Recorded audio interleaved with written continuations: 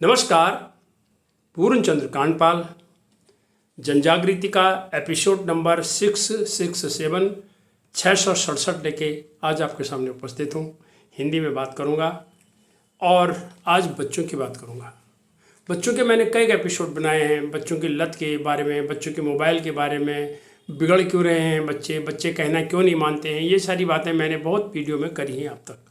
यह सब देखने के बाद जो मेरे जनजागृति देखने वाले मेरे दर्शक हैं वो मुझे बताते हैं कि आप बहुत कुछ अच्छा करते तो हैं, लेकिन हमारे एक छोटे बच्चों को लिए भी एक एपिसोड आप बनाइए। छोटे बच्चे अर्थात प्राइमरी स्कूल के बच्चों का घर में क्या अनुशासन हो, कैसे उनको एक अनुशासन के तौर पर हम आपकी तरफ से सुनाएं, समझाएं, ताकि वो भी अपने एक अनुशासनबद्ध तरीके से, जिसको कहते हैं डिसिप्लिन, होम डिसिप्लिन से वो चले और उनके जीवन में भी निखार आए। तो आज मैं कुछ बातें उन बच्चों के लिए कर रहा हूँ। आप इन बातों को अपने बच्चों को सुनाइए, मेरा ये वीडियो सुना दीजिए या आप खुद बता दीजिए। तो सुनिए। सबसे पहले, सुबह अलार्म पर या उठाने पर शीघ्र उठो। बच्चों, सबसे पहले सुबह या तो अलार्म पर और या उठाने पर आप उठो। इसकी चर्चा रात को हो जानी चाहिए कि भाई इतने बजे उठना है। उसमें कोई नानुक्कुर नहीं होनी चाहिए, आदत नहीं बिगाड़नी चाहिए। दूसरे नंबर में है उठकर टॉयलेट जाना है, वॉशरूम जाना है। गांव में भी कई बार हम पहले शौचालय कहते थे, कई जगह अलग अलग नाम से है, लेकिन आजकल वॉशरूम में कहने लगे हैं। कोई कहते हैं फ्रेश होने जा रहे हैं, उसको जाइए उठ करके। तीसरे नंबर पर ब्रश करना है, जो अपने दांतों की अच्छी तरह से सफाई करनी है। ब्रश आपका अच्छा होना चाहिए, गंदा नहीं होना चाहिए और पुराना नहीं होना चाहिए। चौथे नंबर में आपने स्नान करना है। फिर स्नान यदि आप खुद कर सकते हैं अच्छी बात है, और नहीं तो घर में जो माँ की हेल्प ले सकते हैं, पापा की हेल्प ले सकते हैं। नाश्ता करना है उसके बाद, जो घर में बिल्कुल तैयार है।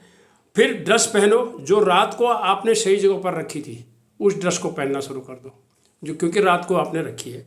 जूता पहनो, जुराब पहनो। फिर 8वें नंबर पर बैग बस्ता उठाओ जो रात को तैयार किया था, और बस्ते में नाश्ता पानी भी रखा हुआ हो जाना चाहिए इस समय तक। 9वें नंबर पर स्कूल चलो। बस जैसे जाते हो, कैब से जाते हो, बाइक से जाते हो, या मम्मी पापा कोई छोड़ते हैं, या पैदल है या रिक्शा है, जैसे जाते हो उससे। उसके बाद समय पर स्कूल पहुंचो। लेट बिल्कुल नहीं होना चाहिए, देरी नहीं होनी चाहिए, नियमित बिल्कुल समय पर। उसके बाद प्रार्थना या असेंबली में भाग लो, जरूर लेना है, उसमें कोई छोड़ना नहीं है उसको। कक्षा में लाइन से जाओ। उसके बाद आप कक्षा में जाएंगे तो लाइन से जाएंगे, शोर शराबा बिल्कुल नहीं करेंगे। प्रत्येक पीरियड की पढ़ाई को ध्यान से करो और उसको समझने की कोशिश करो। जो नहीं आता है तो मैम से या सर से पूछो। अध्यापक या अध्यापिका की बात को ध्यान से सुनना है, शोर नहीं करना है, बोलना नहीं है। उसके बाद ब्रेक में नाश्ता, मिड डे मील करो, और कूड़ा जो है कूड़ेदान में ही डालो। छुट्टी होते ही अपने वाहन में बैठो। घर आकर ड्रेस बदलो। खाना खाने से पहले हाथ धोना बहुत ज़रूरी है, और दिन का खाना खाओ। जूता जुराब सही जगह पर रखना है इससे पहले। 19वें नंबर पर मैं बता रहा हूँ, दिन का खाना खाने के से पहले आपने हाथ धो दिए तो ये याद दिलाने की ज़रूरत नहीं होनी चाहिए, आपकी आदत में शुमार हो जाना चाहिए। फिर थोड़ा आराम करना है। उसके बाद फिर उठना है, फल खाने हैं।